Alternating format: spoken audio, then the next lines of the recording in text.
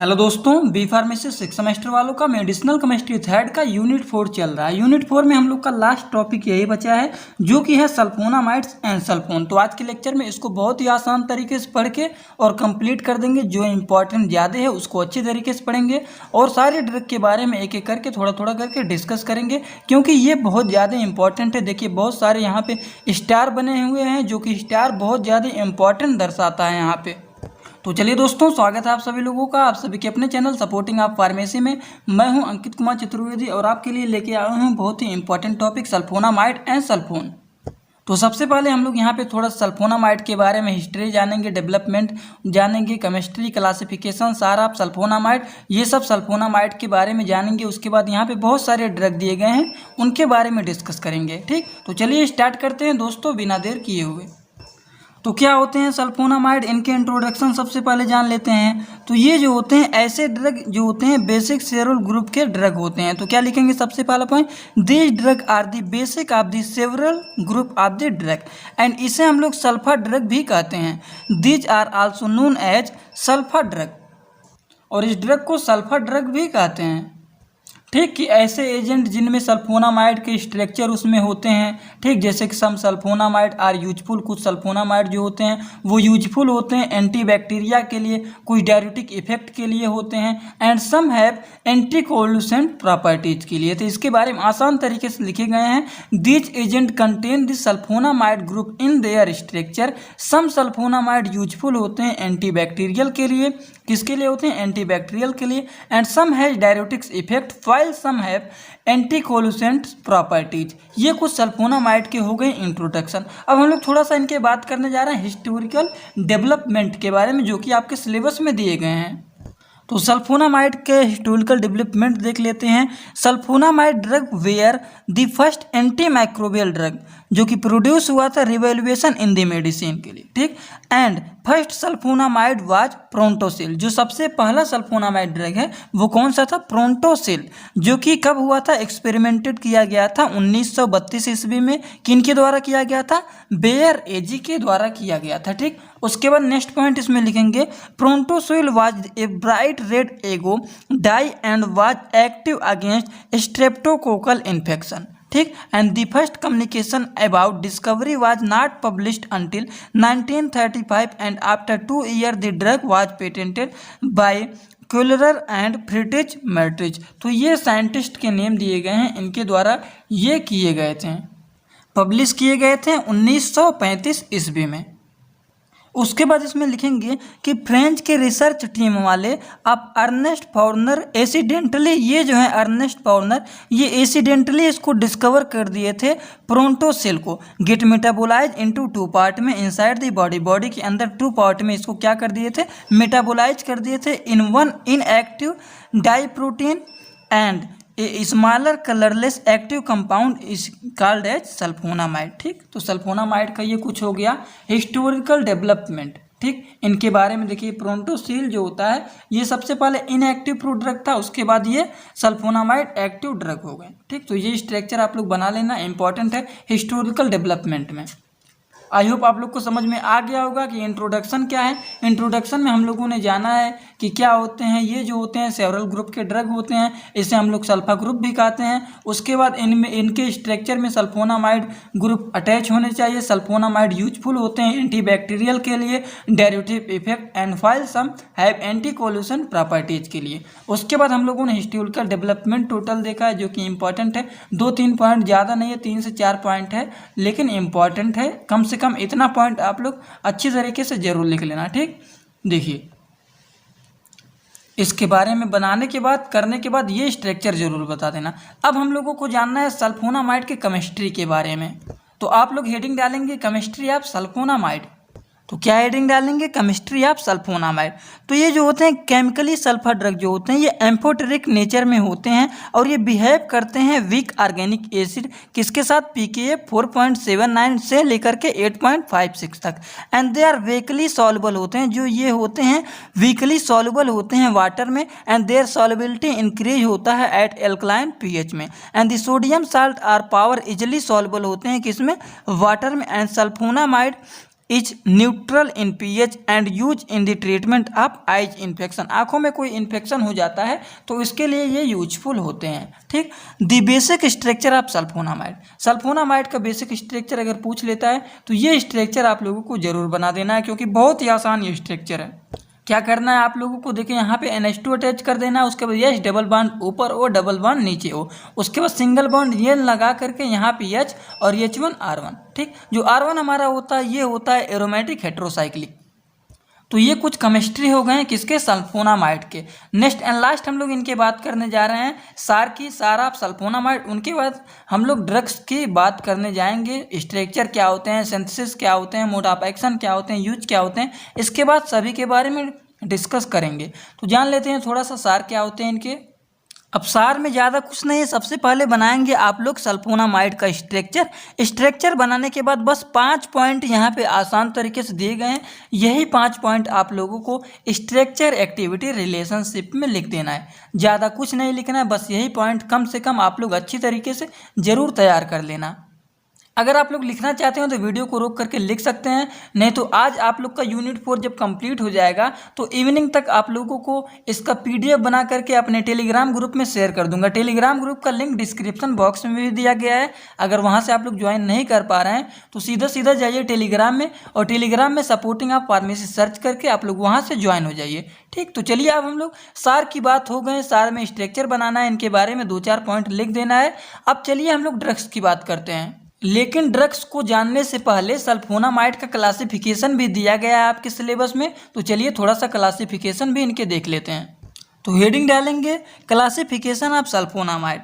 तो ये जो होते हैं बेसिकली 3 क्लासिफिकेशन होते हैं। सबसे पहला जो बेस्ड होता है केमिकल स्ट्रक्चर पर, और दूसरा होता है साइट ऑफ एक्शन पर, और तीसरा होता है ड्यूरेशन ऑफ एक्शन पर। ठीक, तो साइट ऑफ एक्शन में हमारे आते हैं both N1 and N4 substituted sulphonamide, जिसमें हमारा सुसाइनल सल्फेथाइजोल हो गया, उसके बाद फेंटिलियल सल्फोथाइजोल हो गया, उसके बाद N1 सब्स्टिट्यूटेड सल्फोनामाइड हो गए। इनमें भी कुछ ड्रग दिए गए हैं, ड्रग्स को आप लोग पढ़ लीजिएगा। उसके बाद हमारा है based on side of action. Side of action के बारे में भी 4-5 पॉइंट दिए गए हैं, सभी ड्रग्स के नेम दिए गए हैं, नेम आप लोग जरूर इनके लिख लेना। ठीक, हमारे इनमें कौन कौन से होते हैं, सबसे पहला गट एक्टिंग सल्फोनामाइड होता है, सिस्टेमेटिक सल्फोनामाइड होता है, रिनाल सल्फोनामाइड होता है, टॉपिकल सल्फोनामाइड होता है, और ऑप्थेल्मिक सल्फोनामाइड होता है। ये पॉइंट जरूर तैयार कर लेना। उसके बाद ड्रग्स 2-3 लिख लेना बहुत है, लेकिन gut acting sulfonamide based on site of action में ये जरूर लिख लेना, gut acting sulfonamide, systematic sulfonamide, renal sulfonamide, topical sulfonamide, ophthalmic sulfonamide. ठीक, उसके बाद 2-2 ड्रग के नेम लिख देना है। ठीक, उसके बाद based on duration of action, तो इनमें 3 होते हैं एक्शन। सबसे पहला लॉन्ग एक्टिंग होता है, दूसरा शॉर्ट एक्टिंग होता है, तीसरा इंटरमीडिएट एक्टिंग होता है। सबसे पहला ज़्यादा टाइम तक चलने वाला, फिर कुछ कम समय तक चलने वाला, जैसे मान लीजिए हमारा 20 घंटे तक चलता है, और ये हमारा 10 घंटे तक चलता है। और इंटरमीडिएट मतलब बीच मतलब होता है, तो मतलब ये 10 से 15 घंटे के बीच तक चलता है, 15 घंटे तक चलता है। ठीक, तो ये ड्रग्स के नेम दिए गए हैं, ड्रग्स के नेम आप लोग आराम से पढ़ लेना। ठीक, अब आपके सिलेबस में जो दिए गए हैं इंपॉर्टेंट और नॉन इंपॉर्टेंट, उन सभी ड्रग्स के बारे में हम लोग डिस्कस करेंगे। तो सबसे पहला है सल्फामेथाइजोल। ठीक, तो इनके बनाएंगे आप लोग स्ट्रक्चर। स्ट्रक्चर कैसे बनाएंगे, अब देखिए मेडिसिनल केमिस्ट्री एक ऐसा सब्जेक्ट है जिसमें ट्रिक कोई है नहीं। जितना आप लोग प्रैक्टिस करेंगे स्ट्रक्चर का, उतना ही ज़्यादा स्ट्रक्चर आप लोग का तैयार होगा। आप लोग पढ़ रहे हैं, आप लोग को पता होगा मेडिसिनल केमिस्ट्री में कितने ज़्यादा स्ट्रक्चर हैं, कितने सारे ड्रग्स के नेम दिए गए हैं, सबके स्ट्रक्चर हैं। तो स्ट्रक्चर को कैसे याद करना है, स्ट्रक्चर को याद करने का एक और लास्ट वही तरीका है कि प्रैक्टिस। रफ कॉपी में जितनी बार आप लोग प्रैक्टिस करेंगे उतनी ही आसान तरीके से वो हो जाएगा तैयार। ठीक, मोड ऑफ एक्शन की बात करते हैं। क्या होता है इनका मोड ऑफ एक्शन, तो जो होता है sulfonamide is a competitive inhibitor of bacterial enzyme dihydrofolate synthesis and the normal para aminobenzoic acid, इसको शॉर्ट वर्ड में बोलते हैं PABA। Substrate is the prevented from binding. ठीक, और ये इनहेबिट करते हैं reaction is the necessary in this organism for the synthesis of folic acid. ठीक, नेक्स्ट एंड लास्ट हम लोग थोड़ा सा डिस्कस करने जा रहे हैं कि इनके यूज क्या होते हैं। इनके यूज क्या होते हैं, सल्फामेथाजोल के क्या यूज होते हैं। तो देखिए सल्फामेथाजोल इज ए सल्फोनामाइड, ये क्या होते हैं, सल्फोनामाइड एंटीबायोटिक होते हैं और ये यूजफुल होते हैं यूटीआई को ट्रीटमेंट के लिए। यूटीआई के ट्रीटमेंट के लिए क्या, यूरिनरी ट्रैक इन्फेक्शन को ट्रीटमेंट के लिए ये यूजफुल होते हैं। And it is effective against most gram positive and gram negative bacteria. ये ग्राम पॉजिटिव और ग्राम निगेटिव बैक्टीरिया के भी अगेंस्ट होते हैं ये सल्फामेथाजोल। बहुत ही अच्छी दवा है ये सल्फामेथाक्साजोल। तो इनके बारे में structure, mode of action, use आसान तरीके से दिए गए हैं, बस इतना ही आप लोग को तैयार करना है। अब दूसरा हमारा आ गया है सल्फिसोक्साजोल।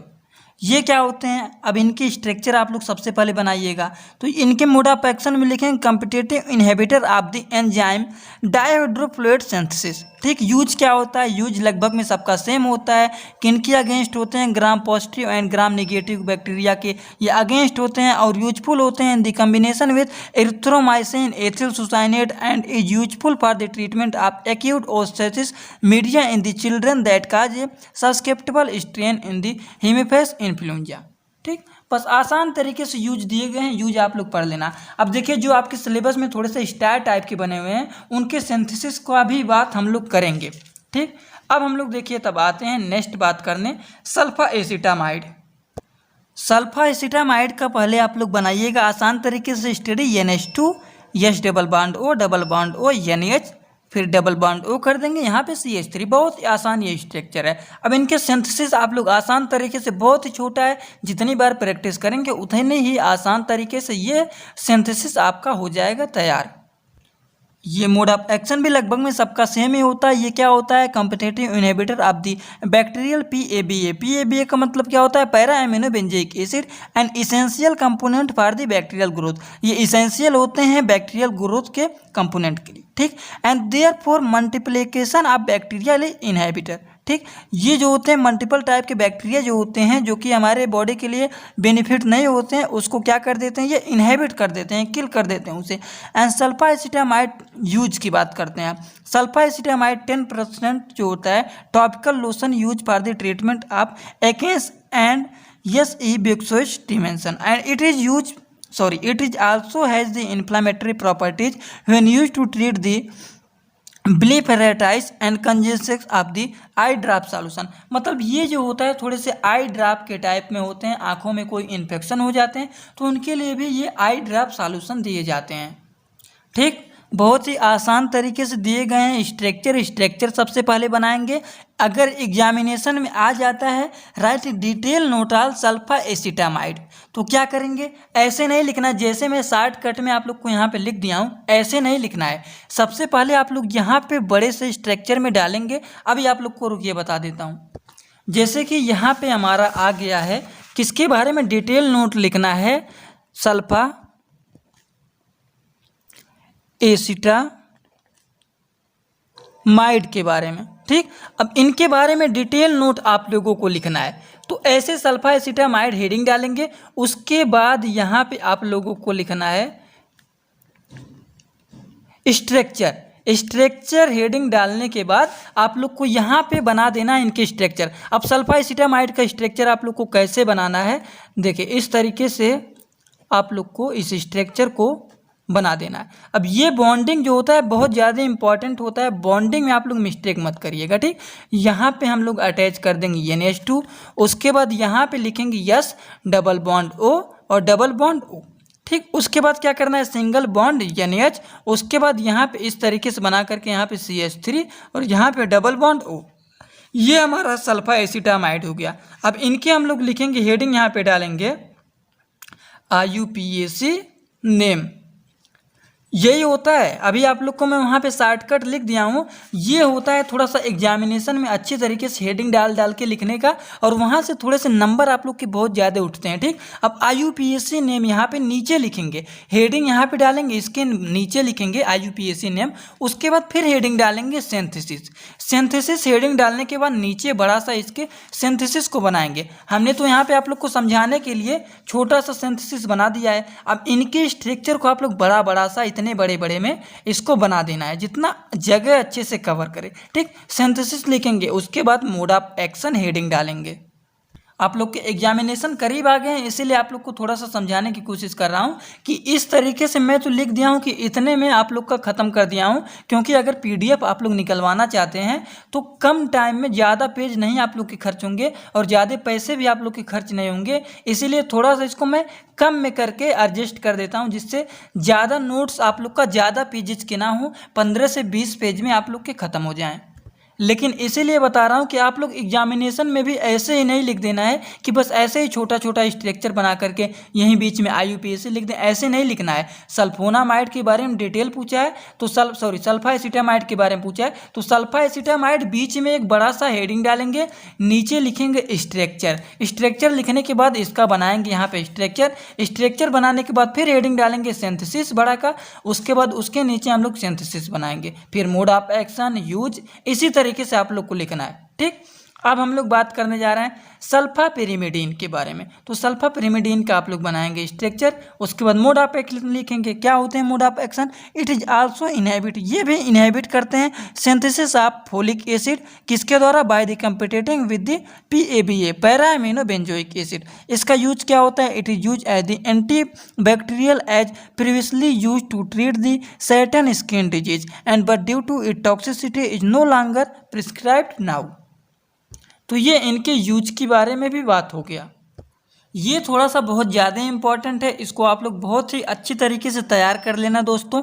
सल्फा मेथाक्साजोल, सो सल्फा मेथाक्साजोल का सबसे पहले बनाएंगे आप लोग स्ट्रक्चर। ठीक, देखिए ये स्ट्रक्चर बनाने के, बेंजीन बनाने के बाद यहाँ पे NH2, यहाँ पर डबल बॉन्ड O NH, उसके बाद फिर ये 5 रिंग वाला बना देना है, उसके बाद यहाँ पे NO और यहाँ पे CH3 अटैच कर देना है। ठीक, IUPAC नेम लिखने के बाद इनके सिंथेसिस लिख देंगे। सिंथेसिस लिखने के बाद मोड ऑफ एक्शन इनके क्या होते हैं? मोड ऑफ एक्शन लगभग में सबके सेम है, मोड ऑफ एक्शन भी लिख देंगे। यूज भी लगभग में सबके मिलते जुलते ही हैं, उसी तरीके से आप लोग को लिख देना है। ठीक, अब हम लोग बात करने जा रहे हैं फोलेट रिडक्टेज इनहिबिटर के बारे में। तो फोलेट रिडक्टेज इनहिबिटर क्या होते हैं? ये जो होते हैं फोलेट इनहिबिटर, ये एंटागोनाइट होते हैं the synthesis of folic acid and are useful for the treating bacterial, fungal and protozoal infection. ये यूजफुल होते हैं किसको? बैक्टीरियल इन्फेक्शन हो गया, फंगल इन्फेक्शन हो गया, प्रोटोजोअल इन्फेक्शन हो गए, ये सब इन्फेक्शन को ट्रीटमेंट करने के लिए ये जो होते हैं फोलेट रिडक्टेज इनहिबिटर वाले ड्रग, ये सब इंपॉर्टेंट होते हैं। ठीक, तो इसमें एक पॉइंट और भी लिख सकते हैं, the anti microbial drug are class include sulfonamide, dihydrofolate reductase inhibitor and combination of these two subclass. ठीक, folate are required by the rapidly divide होता है cell to the make thymine. तो इनमें 2 ड्रग हैं, लेकिन एक drug के बारे में बात करेंगे जो कि बहुत ज़्यादा इंपॉर्टेंट है। कौन सा है? थाइमेथ्रोपिन, ट्राइमेथोप्रिन। ठीक, तो चलिए हेडिंग डालते हैं ट्राइमेथोप्रिन। इनके बनाएंगे सबसे पहले स्ट्रक्चर ट्राइमेथोप्रिन की, और हेडिंग डालेंगे स्ट्रक्चर लिखने के बाद IUPAC नेम लिखेंगे इनका। IUPAC नेम लिखने के बाद इनके मोड ऑफ एक्शन क्या होते हैं? तो ट्राइमेथोप्रिन बाइंड करते हैं डाइहाइड्रोफोलेट रिडक्टेज के साथ और इनहिबिट करते हैं the reduction of dihydrofolic acid. Dihydrofolic acid को शॉर्ट वर्ड में DHFP बोलते हैं, एंड ट्राइहाइड्रोफोलिक एसिड। ठीक, और पाथवे इंटरफेस होते हैं with the pathway inhibit the bacterial TNA। अब हम लोग बात करने जा रहे हैं सिंथेसिस की।